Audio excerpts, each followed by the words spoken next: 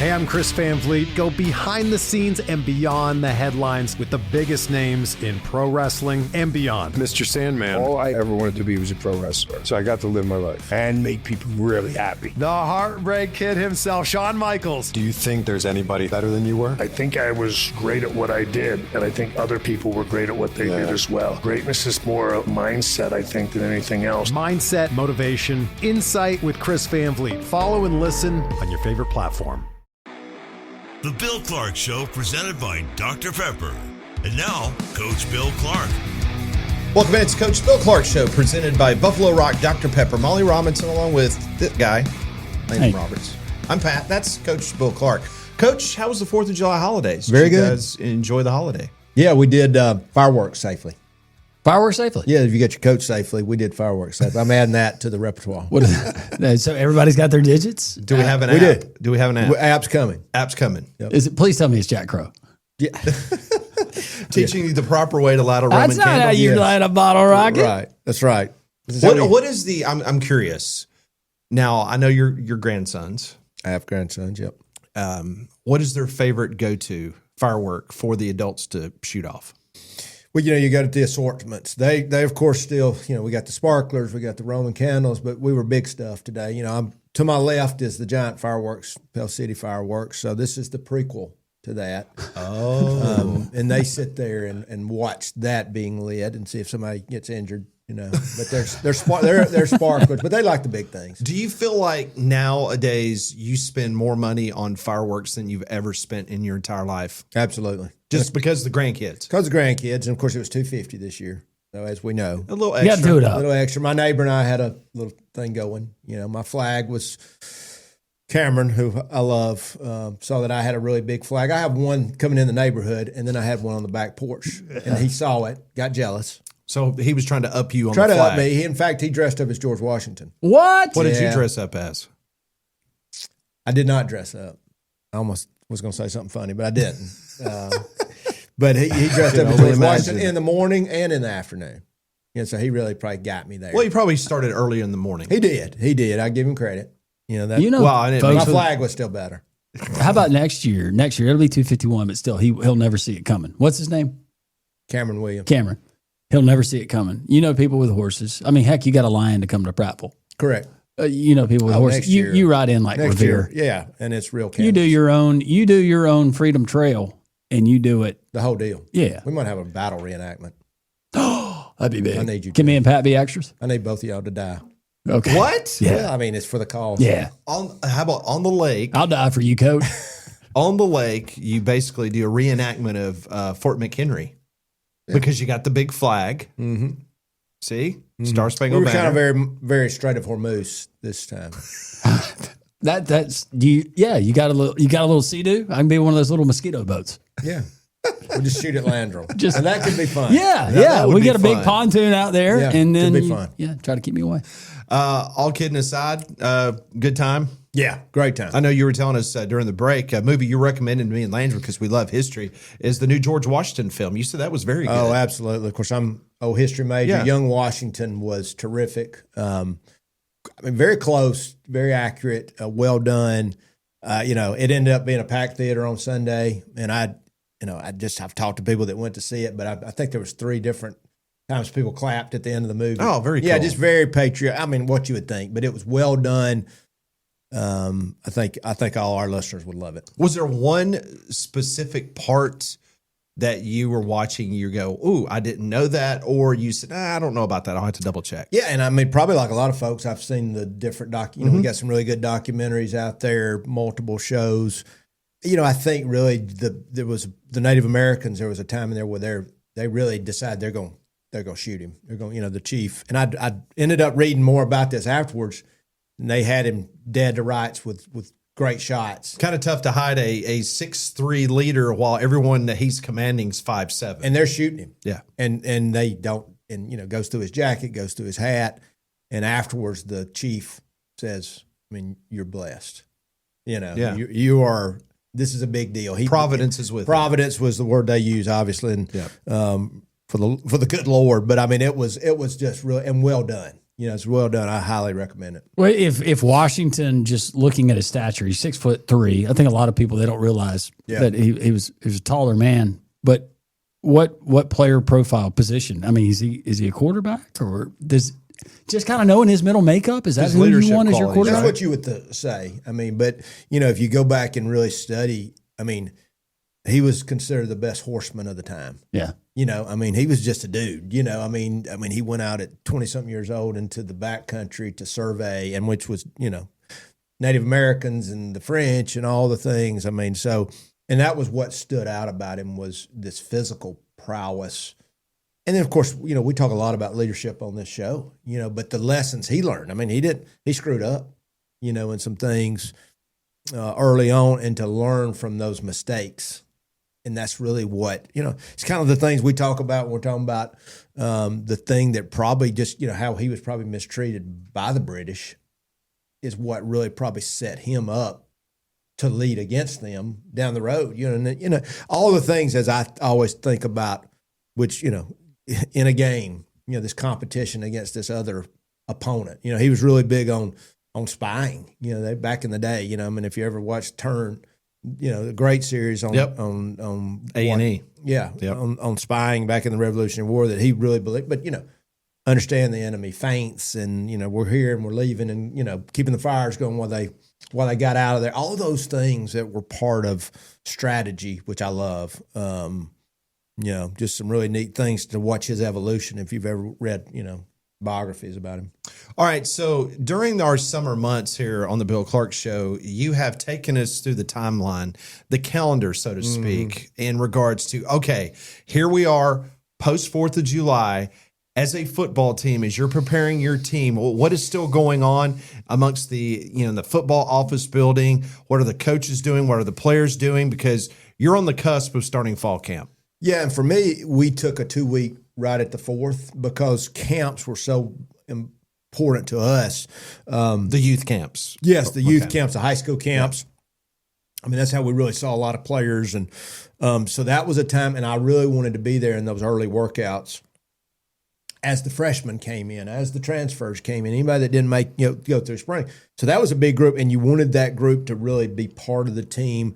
Landrum and I were talking about off air about leadership training. We started a 1-day-a-week leadership school that was part of the summer training. What does it look like to be a leader? How does that, what does it look like to take coaching? All these things.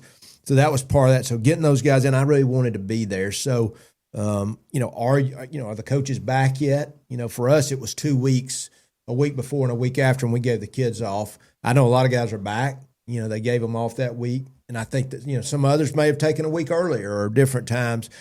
I really think, and I've heard, and I won't say any names, but the guys that don't work like that in the summer are the ones that struggle in some of those early games. I mean, and, if you've got this army of coaches there that are handling things the right way in the summer and you feel like you're getting it done, but if somebody's there and they're working with their players and, you've got the OTAs and you've got all those things, I think there's an advantage to be gained early in the season. For sure. Do you know what your culture is at this point if you're one of those head coaches? Yeah, that's a good question. No, you don't. You know what you felt like coming out of spring, and really who is coming in the summer that you need to count on, but you're always counting on depth.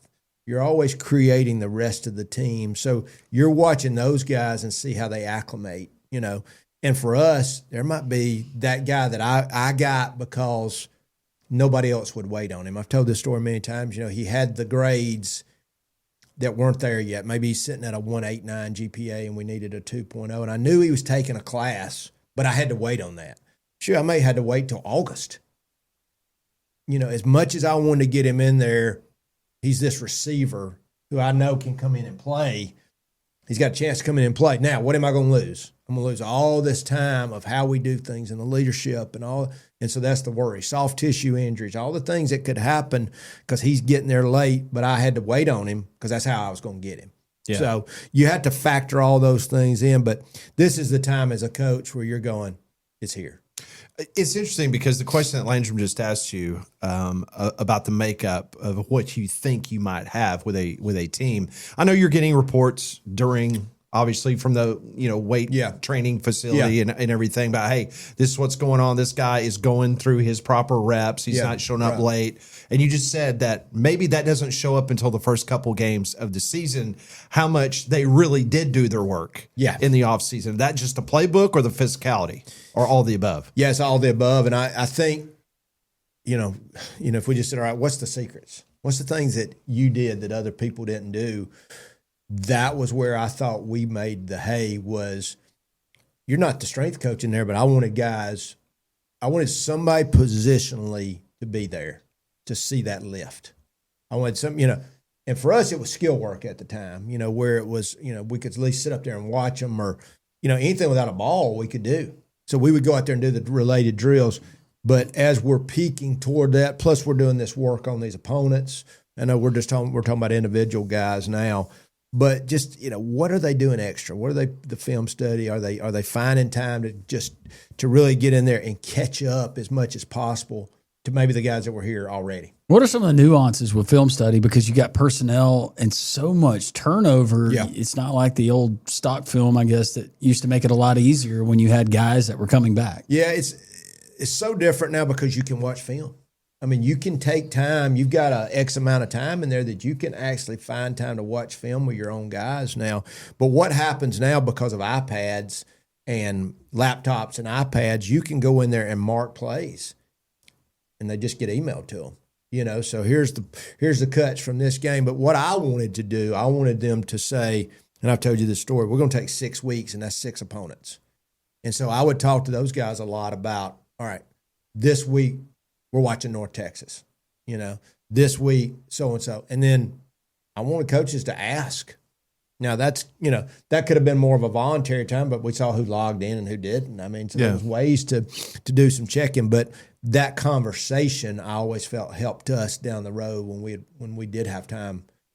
Hey, we've seen these guys. Now, once again, is it the same coach? Is it the same scheme? But, we're watching this guy wherever he was before offensively.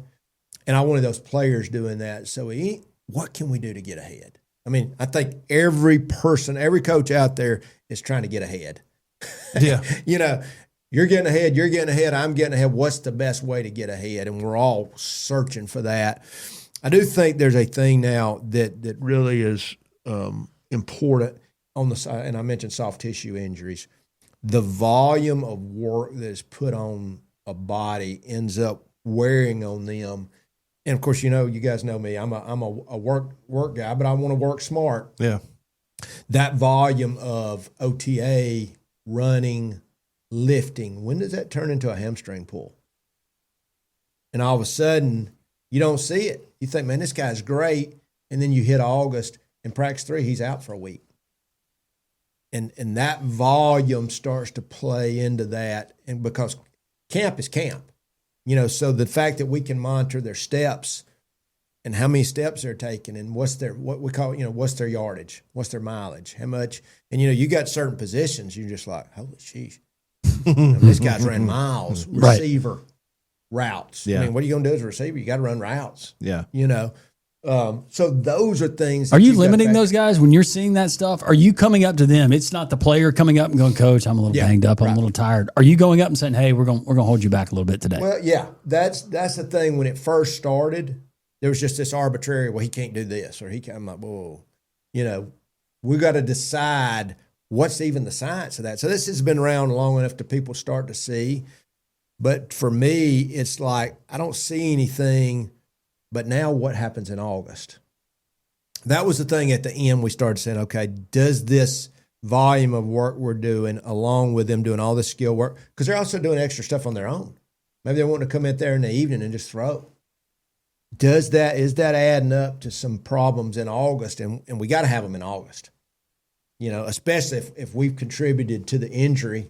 So it's putting all those, that's the pieces, you're talking about what keeps you up at night. Those are the things that keep you up at night. What's enough? What's too much? What's my opponent doing? Who are they? What are they doing right now? Yeah. So I think it's, as we were talking about strategy and the enemy, first thing you got to do is take care of your own troops. Good point. Yeah. Very good point. Yep. And you're talking about being smart. And when it comes to your financial responsibilities with your family or your future, Smart Bank is where folks need to turn. Yeah, I say that from having dealt with a bunch of other banks, and there's great folks out there. I think what sets Smart Bank apart is the people. And, of course, I'm on the board now, so I kind of get to see the inner workings. But there's a reason, it started out up there near Dollywood, Sevierville, and it spread specifically to Alabama, and so good correlations with Tennessee and Alabama folks. But I think just the kind of people you're dealing with, all the amenities of a big bank with all the, small town, knowing who you are. Coach, we're just talking about iPads and the technology that people utilize now. We were doing our remote on Tuesday, and a good friend of ours showed up, and he's coaching youth football in Vestavia, and he is now utilizing ChatGPT, basically taking film, uploading to ChatGPT, and then within minutes, he is getting a full analysis of schematics and breakdowns and all that. When you look at the college game and the coaches that you currently talk to and are still very close with, how much has AI changed the game, so to speak, in regards to your prep? Yeah,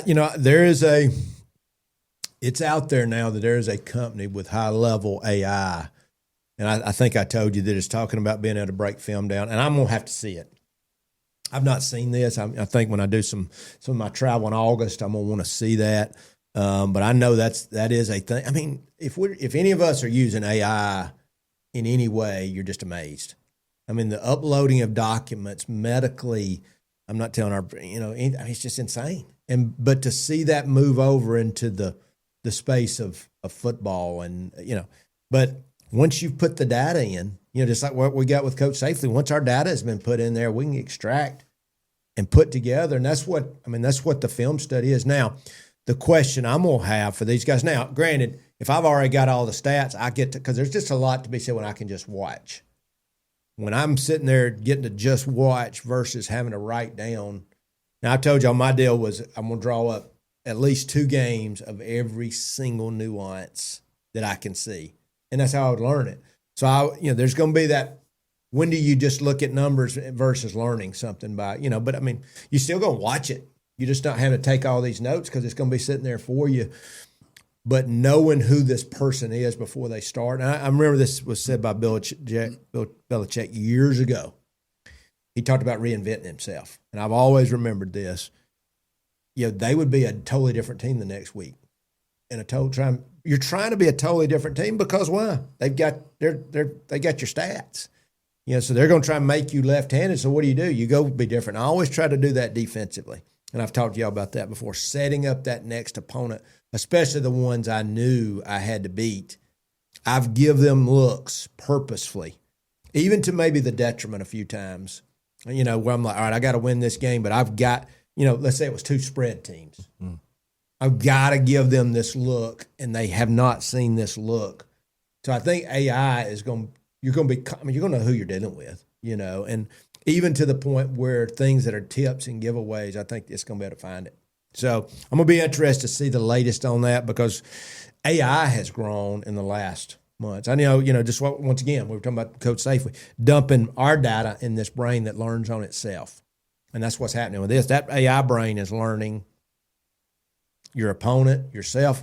Just like me, I want our tendencies dumped in there to see who we are. How valuable is the tablet on the sideline? Because I'm on the sideline every Saturday. Yeah. I know that it's really, really helpful. It seems to be for quarterbacks getting to see different looks.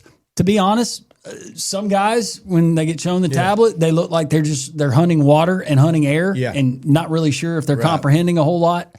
How much does that help staffs and in-game adjustments? Oh, it's crazy. I mean, so there's so many things that we thought we knew. We were pretty sure we knew. You know it. All I got to do is I just look what that safety's depth is here. And that's why the NFL game has been so much about I just got to Rolodex it. I got to change it. I'm going to give you cover 3. I'm going to give you cover 2, and I'm going to give you, and I'm just changing because you're sitting there looking at what I do. And, when I look at, I give people looks that they've never seen before. And then I'm ready at halftime to give them a new look. So they're not going to get to halftime. Where I like to give a look that was not so much about movement and blitzing, it was more about the look itself that could handle anything they did. Now, we'd still blitz some, and, well, shoot, they hadn't seen it. Yeah. You know, and it would take them halftime. Then they go make their adjustments. They wrote out, and I'm going to give them another look. But now, by the second series, if it's just a look, which means that's why you've seen a lot of, let's just use defensively, you've seen the advent of this 3 safety look because it's got so many moving parts. You know, I can corner fire, I can insert that safety, I can drop him back. It's a lot more chance to be multiple. It's like 4 down. You know, 4 down is less multiple than 3 down because you got another guy that can come. That's now we've added this 3rd safety back, which is more of an advent. Of course, what does that do? We get bigger and try and run right at them. Yeah. You know, so there's the cat and mouse game. But I think so much of that technology that you're talking about, I can actually look at what they did. It's not a maybe. Yeah. I know what they did. Because, you know, you got guys up there and good guys are writing and they're drawing, you know, because what we did, you know, we had an overlay and we're going, hey, play 1, play 2, play 3, because we're drawing them up. I remember that's where we got beat right here. Boom, boom, boom, boom, boom. Now they're watching film.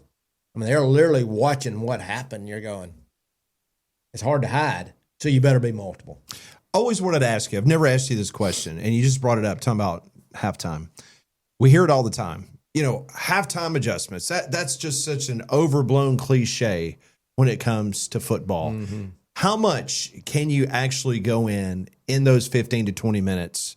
Do you go in there and literally turn some tables over and throw the baby out with the bathwater and start afresh? Like, take us in that halftime, especially when you feel like your team is not performing the way it should. The adjustments, is that a real thing? It is a real thing. The adjustments are a real thing. You know, and it's once again, it's the game is about to come back on.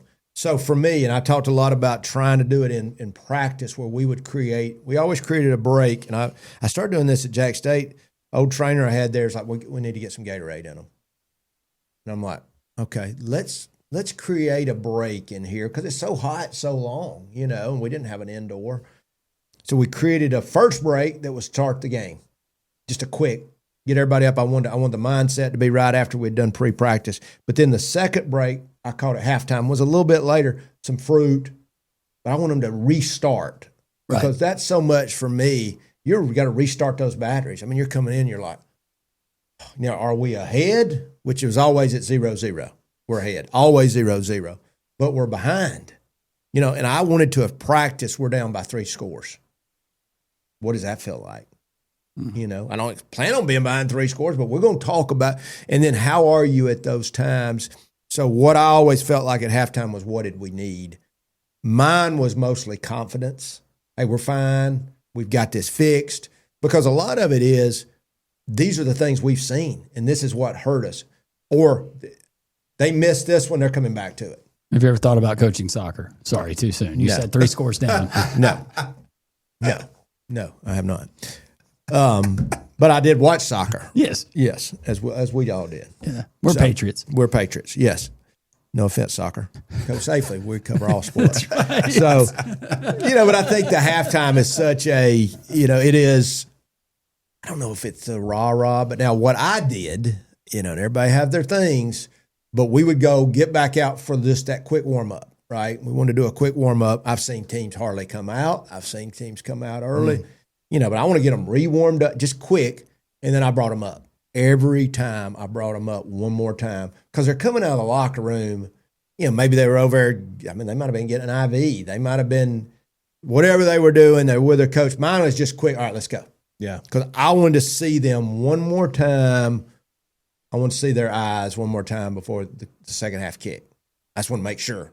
And that was a little bit of rah-rah. Yeah. You know. Webb Concrete Building Supplies, great sponsor here at the Bill Clark Show. Yeah, Phil Webb, you know, one of the best out there, and we got 8 locations out there. All the building supplies you need. Obviously, they used to be known for concrete, but all the building supplies, flooring, everything you need, business and commercial. All right, Coach, in our remaining minutes, you're keeping the road hot. You guys at Coach Safely, a lot of stuff going on as you got youth leagues about to start practicing, and they got to take the test. So remind everybody about the website and, of course, the app. Yeah, I think let's just get to the basics. You know, CoachSafely.org, you go to the website, It is, if you're in the state of Alabama, which is probably most of our listeners, if you're in the state of Alabama, it is free to you, free to you to take our course. It's going to take you about an hour and 15 minutes. Tons of the people, trustful, and go through all the cities that require our course. It is the law. So go take it. We've got some new things. The AI piece will be coming soon, but getting on the app, get on the website, load the app, and then you got it from now on. And the course is brand new, so please go out and take it. How's the legislative process going? Because I know that Indiana and a bunch of other states, you guys are in conversations and trying to get this law passed in other states. Yeah. So once again, I always thank our folks in Alabama and just being behind it for years. We've had the law since 2018. We got a new iteration last year, but where we are now, Arkansas has got the law. Louisiana just passed the law. I was in Texas about a week ago with legislators from there. They felt they have a top 30 of the bills that they present. They said it's going to be in their top 30 this coming year. Wow. I was at the Andrews Institute at Children's Hospital in Dallas, where we met with some legislators there. Could not have had a better reception. I'll go back in August. Let me go and put it on your calendar. October 29th. I want you guys there. We'll be recognizing Dr. Andrews. Very nice. He'll be our honoree this year. Could not be any better. No doubt. The part of the founding of our course. So we'll recognize him, fundraiser that night, as we had Tommy Tuberville last year. We'd had Coach Lou Holtz before. But we're going into Texas. We're already working in Georgia. We're partnered up with Park and Rec. Governor of Indiana, Mike Braun, said they will pass the law.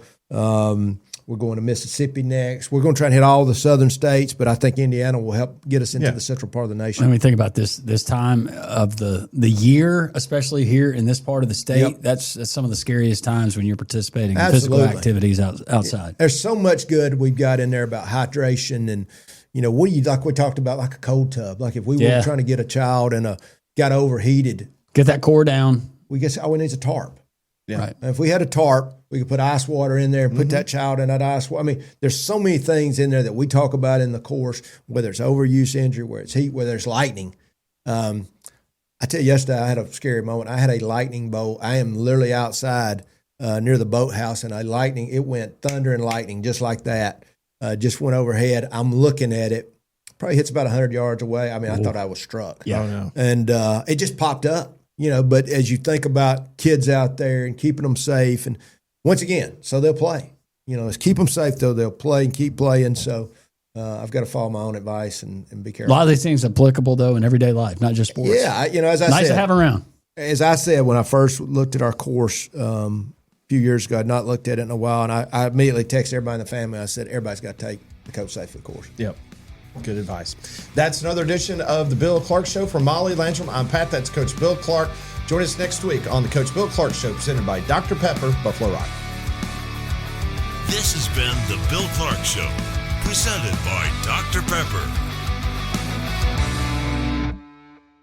The United States Soccer Federation presents the U.S. Soccer Podcast. I'm your host, Megan Klingenberg. One thing I promised you is an all-access pass that you wouldn't get on any other show. And we found out that whoever comes on scores a goal. Burhope, Freeman, Trusty. U.S. Soccer Podcast magic is real, people. We still got plenty of coverage all throughout this World Cup. Okay, let's get into it. The U.S. Soccer Podcast, presented by Henco. Follow and listen on your favorite platform. Hey, I'm Chris Van Vliet. Go behind the scenes and beyond the headlines with the biggest names in pro wrestling and beyond. Jeff Jarrett, great to see you. In this business, the story behind the scenes, so much more entertaining than what you see on camera. Ladies and gentlemen, my name is Paul Heyman. Mr. Heyman, you are a master at the little things. That's how you turn good into great. What does it take to achieve greatness? Whatever it takes, I'm willing to do. That's an Emmy-winning performance. How about it? Insight with Chris Van Vliet. Follow and listen on your favorite platform.